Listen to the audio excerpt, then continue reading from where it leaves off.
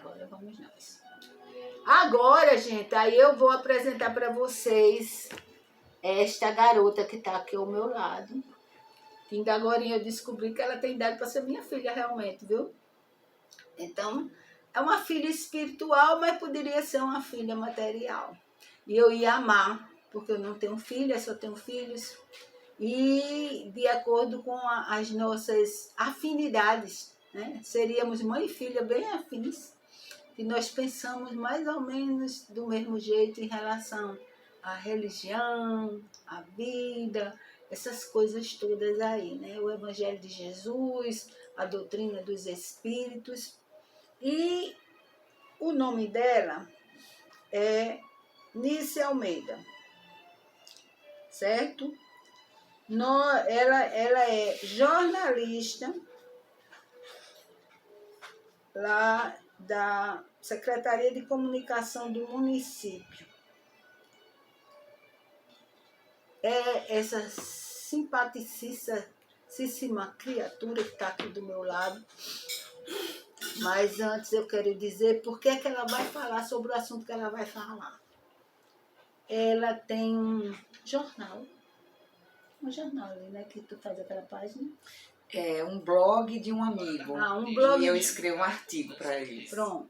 Mas antes ela vai dar um alô para vocês, para a gente iniciar, certo? Seja bem-vinda nisso ao nosso programa. O programa, eu disse a você, que é bem informal, e é informal mesmo. Sempre foi assim. Aqui não tem aquele rififizinho. Olha, porque ele... Não, aqui é assim. Nós estamos aqui para divulgar a doutrina dos Espíritos à luz do Evangelho de Jesus e pegamos material que nós achamos importante, assuntos importantes, e fazemos toda uma reflexão na nossa visão espírita e na nossa visão de cristão verdadeiro, viu? Então seja bem-vinda. Eu que agradeço, Amália. Bom dia a você que está nos escutando agora. Bom dia ao Maurício que está aqui na técnica com a gente. É uma alegria, principalmente essa recepção, né, tão carinhosa de Amália, essas afinidades, como ela disse, que a gente tem, de pensar muito parecido sobre a vida, sobre as questões humanas, as questões sociais e as questões da nossa religiosidade. Somos espíritas, né? Conhecemos essa nova realidade do Evangelho do Cristo à luz da doutrina espírita, e eu estou muito feliz de estar aqui hoje. Eu escrevo para o blog do André Gomes também, né? Sou jornalista e escrevo um artigo onde sempre trago visões de livros que eu leio, e também agora atualmente comecei a escrever para o Portal Notícia Extra também, lá no Portal Notícia Extra do meu amigo Eugênio. Eu escrevo mais sobre o cotidiano, sobre as peculiaridades que a gente vai encontrando no dia a dia. Hoje eu estou muito feliz com o que eu escrevo, com a liberdade que eles me dão, porque eu falo de coisas da vida real, né? Desses conflitos que a gente vai se encontrando, na maior parte das vezes, conflitos internos que a gente precisa se autodescobrir para conseguir as resoluções. E esse tema que ela vai hoje abordar, eu vou abordar assim, eu vou só dar uns pitaquinhos, mas não vou dar muito não, viu, gente? Porque ela, assim, vou dizer por que eu convidei ela para falar sobre isso. É que ela mandou para mim o artigo, eu li, achei maravilhoso a forma como ela refletiu sobre o livro que essa escritora, que ela vai dizer o nome, vai citar o livro que vocês quiserem comprar, aí vocês adquirem. Pode pedir emprestado a alguém que tenha também, gente. Não é obrigado a comprar só, não. A gente tem que compartilhar. O livro não foi feito para ficar juntando poeira em instante, não, né? É para compartilhar. Aí, então, o que é que acontece? Eu achei interessantíssimo a forma como ela pega as coisas, certo? E eu digo, vamos falar disso lá no programa. E então ela não contou conversa não, viu, gente? Bora! Ela é destemida, é justamente das minhas, não tem medo, né? Tem gente que faz assim, a gente conversa. Mulher, quem sou eu? Não sei o quê. Faz um trabalho muito bom é uma pessoa que tem várias coisas, né? Várias tarefas, mas na hora que você convida para vir no rádio, tem medo do rádio, eu não sei porquê. A pessoa vai ver só no rádio vai escutar só a fala. É a timidez, É, às aqui vezes. eu gravo, né? Vai pro YouTube. Aí vocês quiserem ter alcance, vai lá no YouTube e ver, rever coisa. Mas o nome dessa autora? Ana Michele Soares, que carinhosamente muitos amigos que cruzaram o caminho dela a chamavam de Ana Mi. Anami. Anami, certo. Mas ela assina, a autoria, ela é autora de 3 livros, o mais famoso, digamos assim, é Enquanto Eu Respirar, e ela assina Ana Michele Soares, também era uma jornalista, né? E quando ela começou a ter essa ideia de transformar o que ela vivia em livro, foi justamente com o pensamento de mostrar para as outras pessoas como encarar problemas como o que ela encarava. Então, vocês já prestaram atenção que a Anice está falando dela no passado. Isso quer dizer que essa escritora já desencarnou, já passou pelo fenômeno da morte, mas deixou um conteúdo maravilhoso para ajudar outras pessoas, ou seja, ela não foi egoísta. Ela não escreveu para dizer assim, olha, antes de morrer ela é escritora, pensando nisso não. Ela pensou única e exclusivamente em ajudar as pessoas que estivessem passando pelo que ela passou, né? E vissem o que ela passou da forma como ela estava vendo. No início um pouco sem aceitar, né? E depois ela vai dar as dicas, e é isso que Nice vai fazer. Nice vai falar sobre isso, que é importantíssimo. Ainda ontem uma ouvinte ligou para mim, Neida, um abração, viu, querida, para você, perguntando o que é que ela ia falar. Eu digo, olha, vamos ouvir o programa, porque é muito interessante o tema. Então, é seu até 10h06, né, Maurício? 10h36. 10h36, pronto. Vamos falar sobre Ana Mi e sobre o conteúdo que Ana Mi nos traz. Ana Mi foi apresentada a mim por Denis Medeiros, que é um escritor de Campina Grande. Né? Ele também trouxe uma visão para a gente no livro Aprendendo com a Morte. São temas que muitas vezes até a gente, e eu falo muito de mim, Amália, apesar de eu estudar o Espiritismo já há alguns anos, apesar de eu já conhecer essa verdade sobre a imortalidade da alma, eu ainda tenho muita dificuldade de lidar com o luto, com a morte, com a perspectiva de esse momento chegar, especialmente para aquelas pessoas que a gente ama, né? E Ana Michele, ela foi uma pessoa que ela descobriu um câncer de mama aos 28 anos de idade. Então, foi uma notícia impactante, porque aos 28 anos você está na flor da idade, você está começando a conquistar muitas coisas. Ela, principalmente como jornalista, ela estava começando a conquistar, a firmar um nome no mercado, a se destacar, e se depara aos 28 anos com um câncer de mama. Isso em 2011. Ora, quantos de nós, quando a gente recebe um diagnóstico como esse, a gente se desequilibra emocionalmente? Muitos de nós, já num diagnóstico, a gente já acha que a vida acabou ali. Acha que não vale mais a pena continuar os projetos que estavam sendo planejados, colocar em prática os amores que deveriam ser vividos, né? Viajar, passear, ser feliz. E aí a pessoa se enclausura e o tempo vai passando e você não vai vivendo, e a doença está ali, mas você poderia estar vivendo. E é essa visão que Ana Michele traz para a gente, de olhar para um prognóstico de, como a gente chama no popular, morte, que no nosso caso, enquanto espíritas, é já a desencarnação, que existe uma diferença, né? Porque a gente, quando a alma se liberta do corpo, ela continua viva, mas o corpo, ele sim morre, no sentido literal da palavra. E Ana Michele, ela descobre esse câncer, trata esse câncer, ok, tudo bem, beleza, vou continuar vivendo. Mas pouco tempo depois, Ana Michele descobre uma metástase. e ela começa então a enxergar o mundo de uma forma diferente. Ao invés de ela se enclausurar, de ela se fechar num casulo, de ela se entregar aquilo que poderia ainda ser vivido, ela decide que ela vai continuar a viver até enquanto ela respirar. E aí vem o título do livro, Enquanto Eu Respirar, o que é muito promissor, porque ela fala assim, quando a morte chegar, ela vai me encontrar viva? Que é uma pergunta que a gente pode fazer pra gente. É uma boa reflexão, viu, para quem está ouvindo o programa. Quando a morte chegar para mim, ela vai encontrar uma pessoa viva ou uma pessoa que já morreu? Mesmo estando aqui ainda, funcionando organicamente, né? Então, essa reflexão também de Denis Medeiros, também traz no livro dele, já puxando também essa vivência que ele teve com essa literatura de Ana Michele.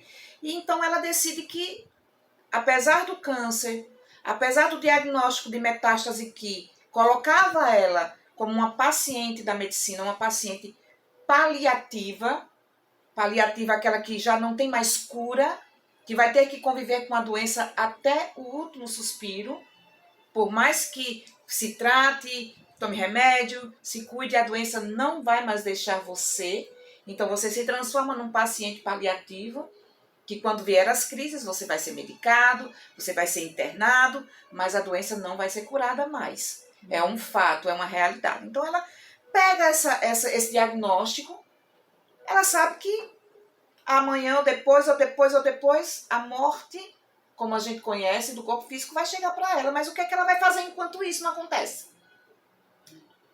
Enquanto eu não estou ainda dentro da sepultura, o meu corpo não está na sepultura, o que é que o mundo me oferece para que eu possa abranger a minha vida? E então ela sai construindo uma vida de verdade.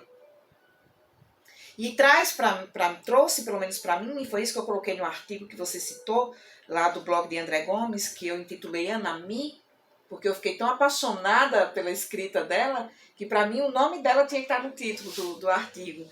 Ela traz essa perspectiva para a gente de, tem tantas coisas que podem ser feitas para além de um diagnóstico, e o quanto a gente pode mudar a nossa perspectiva de vida diante das coisas básicas do dia a dia. As coisas mais simples, que muitas vezes a gente liga o piloto automático e vai passando e não vai enxergando. Ela traz pra gente momentos singelos, e eu coloco isso no artigo, quanto isso me fez refletir, sobre um momento singelo de almoçar com meus pais, por exemplo. Que às vezes eu tô ali, tô no automático, chego, almoço, saio, mas eu não tô apreciando aquele momento.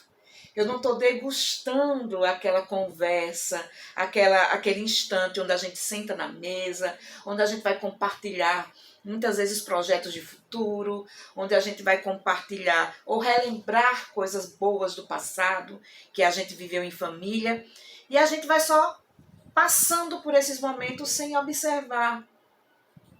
A gente não observa, por exemplo, o privilégio de acordar de manhã, de ver o sol nascer, bater nas nossas pernas. A minha cama, por exemplo, fica perto da janela. Então o sol, em determinado momento da manhã, ele bate nas minhas pernas. E eu não percebia isso, aquele calor, aquela vida que o sol traz para a gente todos os dias. E quando está chovendo, a chuva também traz vida. É a água que cai na terra e faz brotar a semente que futuramente vira alimento e chega na nossa mesa. Que faz brotar flores que perfumam o nosso dia, que colorem o nosso dia. Você que gosta aí de mexer com as plantas, com as flores, você sabe do tanto de vida que o reino vegetal traz pra gente. Mas a gente passa pela vida sem observar isso. Essa semana eu estava no ponto do ônibus e eu escrevi outro artigo já no blog, no portal Notícia Extra de Eugênio, que eu escrevo sobre o cotidiano, e do meu boa tarde se transformou numa conversa com uma senhora que estava lá, me contando a realidade de vida dela. Seu marido, um paciente em hemodiálise, que também é um tratamento tão difícil quanto câncer, né? É um diagnóstico que nem todo mundo está preparado para lidar com ele. E eu fiquei pensando nessa leitura de Anami, eu estou terminando o segundo livro dela também, é como a gente precisa entender que nossa vida é finita aqui na Terra. Ela tem um tempo para acabar. Mas enquanto esse tempo não chega, tem muitas coisas que a gente pode fazer. E tem muitas coisas que estão acontecendo e a gente está fechando os olhos para isso. Tomar um café com um amigo, bater um papo, abraçar alguém, Ah, que eu adoro trocar abraçar. aquela energia que tantas vezes a gente precisa, daquele calor humano. Então ela foi trazendo para mim, na leitura do Enquanto Eu Respirar, como é que eu estou vivendo agora. Porque a morte pode chegar para mim mesmo sem eu ter câncer.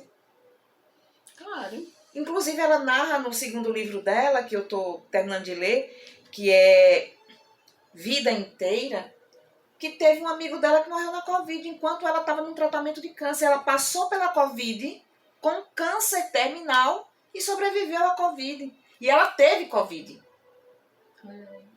E ela sobreviveu. Então, a morte, a gente não sabe o que vai provocar a nossa morte física. A gente não sabe o dia que isso vai acontecer. E enquanto isso não acontece, como é que eu estou vivendo? Tem uma passagem no Evangelho que eu acho interessante e que eu acho que as pessoas não veem da forma que eu vejo, não sei. Onde Jesus disse que quando chegar o dia, não adianta subir em cima dos telhados, nem correr para o campo, nem se esconder, porque tudo vai acontecer. E eu fico olhando e vendo que é esse momento. Né? O momento em que o nosso progresso, o nosso projeto de reencarnatório expira. Né? Não expira a nossa vida, porque a nossa vida é eterna, mas aqueles dias que a gente se submeteu a vir e cumprir com todo o projeto, às vezes a gente não cumpre por desatenção, por preguiça, por rebeldia, muitas coisas. Aí, quando você está falando, aí eu estava pensando o seguinte, não sei se é o caso, mas eu vou fazer a pergunta. A Anami, nesse livro dela, pelo menos até o que você está lendo, ela fala do sentido de religiosidade dela?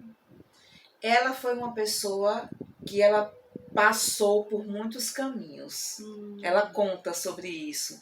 Primeiro, ela era muito cética. Mas à medida que a doença foi crescendo e ela foi enxergando o mundo com uma visão mais macro, então ela foi buscando se aproximar de Deus. Ela conta umas experiências que não foram muito boas, porque ela não concordava. Já na infância e na adolescência muito questionadora, ela não concordava com alguns aspectos religiosos de fundamentos que valorizavam muito mais a matéria do que a espiritualidade. Né? Ela não se define como uma pessoa de qualquer religião pontual. Mas no caminho dela, ela foi buscando para trazer equilíbrio emocional, equilíbrio físico. Ela foi buscando terapias holísticas que trabalham muito a questão da espiritualidade. Quem já teve a oportunidade de participar, de fazer terapia holística, eu faço já faz uns anos, terapia holística, trabalha muito a nossa espiritualidade, independente de nós termos uma religião pontual, né? Trabalha a nossa mente, o nosso físico e a nossa espiritualidade. E ela foi nesse percurso, durante a adolescência ela foi muito católica, ela gostava de participar do grupo de adolescentes e tudo, mas depois os pais se mudaram para outra cidade e ela vai contando como ela consegue ir estabelecendo para ela um ritmo de trabalho para a espiritualidade dela, lidar com aqueles momentos, porque não é só uma visão bonita e romântica de viver um câncer metastático. Não, ela traz a realidade nua e crua também das dores que sente, as dores físicas, os conflitos emocionais, as perdas de pessoas que ela vai conhecendo nessa trajetória. A grande, maior amiga dela que ela conheceu dentro desse tratamento oncológico que se chama Renata partiu antes dela e ela sofreu o luto de perder aquela amiga. Mas Ana Mi traz a visão de que a gente não pode se entregar a esses sentimentos. A gente tem eles são fatos. São factíveis. A gente não deixa de sentir o luto, a gente não deixa de chorar pela morte de quem a gente ama, porque é uma separação que provoca dor ainda, porque na condição que a gente está de ser humano agora, a gente ainda não entende essa separação carnal, de alguém que parte de volta para o plano espiritual e deixa a gente aqui no plano material. Então ela vai vivendo todas essas coisas normais da vida, de perder amigos, de ver o sofrimento dos pais ao presenciar o sofrimento dela. Em alguns momentos ela precisa realmente buscar canais que ela possa voltar ao equilíbrio emocional, né? Que ela possa trazer de volta o sentido de estar viva até o último momento. Né, porque eu Tá um pouquinho frio? Não desligou. Não tem nada, né? Termina assim. Então, assim, é isso que a Ana Mi traz. Ela vai percorrendo caminhos que, independente de uma religião pontual onde ela tivesse se dedicado, ela constrói projetos espiritualistas. E ela é uma mulher que deixou um legado. Ela construiu uma ONG para pessoas que, como ela, tinham condições paliativas. Ela virou palestrante, percorria o Brasil inteiro, mesmo doente, fazendo palestras e mostrando o sentido belo de viver, apesar dos pesares, como a gente diz, apesar da gente estar numa condição física que não ajuda muito às vezes, apesar da gente estar com alguém que a gente ama doente, apesar da gente às vezes estar doente, é preciso saber viver, como diz a música. Viver é a melhor opção até o último instante, até o dia programado, para que a gente volte. E isso é muito importante, que a gente está discutindo agora o Setembro Amarelo. E essa visão de eu vou viver sim, vou vivenciar as coisas que eu posso, colocar... Ela, mesmo diante da doença, ela projetou viagens e concretizou viagens com as amigas, ela projetou trabalhos e colocou em prática esses trabalhos. Então, a doença não foi um obstáculo para ela. Quando ela estava mais fraca, voltava ao hospital, fazia o tratamento paliativo, ficava bem e retornava para os seus projetos, as suas obras e a sua convivência entre amigos e entre a família. Então, ela não parou por conta do diagnóstico. Ela não digamos assim, ela não deixou de viver por causa do diagnóstico. E aí ela desencarnou em 2023, 12 anos depois do primeiro diagnóstico do câncer, e durante 12 anos ela construiu uma vida que ela deixou inclusive para outras pessoas viverem. E isso é muito bonito, porque às vezes a gente, diante de condições muito menores, a gente só quer logo desistir de tudo. E ela não desistiu. E a gente sabe que não foi fácil o caminho. Ela deixa isso claro na leitura. Não é, foi maravilhoso com ela, porque ela era forte. Não, ela tinha os momentos de fraqueza, de tristeza, de angústia, de conflitos. Que é natural. Que é natural de todo mundo. Mas aí depois ela enxugava as lágrimas e vamos para a luta e vamos viver. Porque quando a morte chegar, ela vai me encontrar viva, não vai me encontrar morta. Justamente. Gente, esse tema é muito bom, porque, como eu estava dizendo a Nice, tem pessoas que às vezes desencarnam mais rápido, começa a desencarnar quando tem um diagnóstico, porque o medo é tão grande que a pessoa fica apavorada, entendeu? E não tem ânimo mais para nada, e não é assim, gente. Se eu não tenho câncer, e vou dizer graças a Deus, mas se eu tiver, também não tem problema nenhum. Eu vou enfrentar do mesmo jeito. Eu tenho doenças crônicas que eu não sei quando é que eu vou. Talvez eu não desencarne por causa delas. Mas sofro muito. Eu sofro muitas dores. Mas, veja bem, essa semana mesmo, tem 15 dias que eu pensei que eu ia desencarnar. Pelo que eu estava sentindo, por todo o conjunto de coisas. Mas isso não fez eu desanimar, não. Eu tive que dar uma paradinha, porque eu sou muito traquina, eu gosto de mexer com as minhas plantas, gosto de mexer com uma coisa ou outra, e eu não estava em condições de fazer aquilo, porque quando eu fazia, piorava. Então, aí é onde está o ponto. A gente tem que ter respeito pelo nosso corpo. Ele não está aguentando aquilo. Então, o que é que eu tenho que fazer? A medicação e o repouso. É porque tem gente que não quer repousar. Eu não. Quando eu preciso repousar, eu largo tudo. Certo? Largo tudo. Amo demais as minhas plantas. Mas eu precisei cuidar de mim, regar a mim, que eu sou a planta principal. Tá? Então eu parei mais de 15 dias, teve 2 programas que foram gravados. Eu parei muito mais de 15 dias, quando eu melhorei um pouquinho eu já vim fazer o programa, né? Hoje, graças a Deus, eu estou bem melhor, eu já estou me achando boa, mas não vou descuidar não, viu gente? Tem uma coisa muito importante que a Ana me traz para a gente dentro desse aspecto, dessa perspectiva espiritualista, Amália, que ela fala que a doença não é um castigo divino. Não é um castigo divino. Não. A doença é uma preparação espiritual para que a gente coloque em prática realmente, com essa visão que ela traz, de o que é que eu posso fazer para deixar o mundo melhor quando eu me for. Quando eu for embora, que mundo eu quero deixar para aqueles que ficarem? E né? não é preciso ser uma coisa grande. Exatamente. Às vezes é uma coisinha pequenininha, vamos dizer. Exatamente. Ela deixou 3 livros escritos, deixou uma ONG, e fora as palestras que ela fez pelo Brasil afora. Então tem um conteúdo muito grande para ajudar as pessoas. Então ela não foi... Muitas vezes a pessoa se reclusa, fica quieta dentro de casa, não quero ver ninguém tudinho, por orgulho, não quero que as pessoas vejam ela doente, né? É isso aí. Então a gente não pode pensar desse jeito. Passou rápido. É rapidinho, a gente já está na hora. Não vai dar tempo nem fazer as considerações finais, mas você vai voltar novamente aqui. E a gente vai continuar falando de muita coisa que é necessário para ajudar as pessoas que estão aí do outro lado, tá ouvindo, os que vão ter acesso ao vídeo, para que, se tiver um diagnóstico de câncer, não se desmoronar, gente, não se desmorone, mesmo que o seu câncer seja aquele câncer rebelde, não aproveite o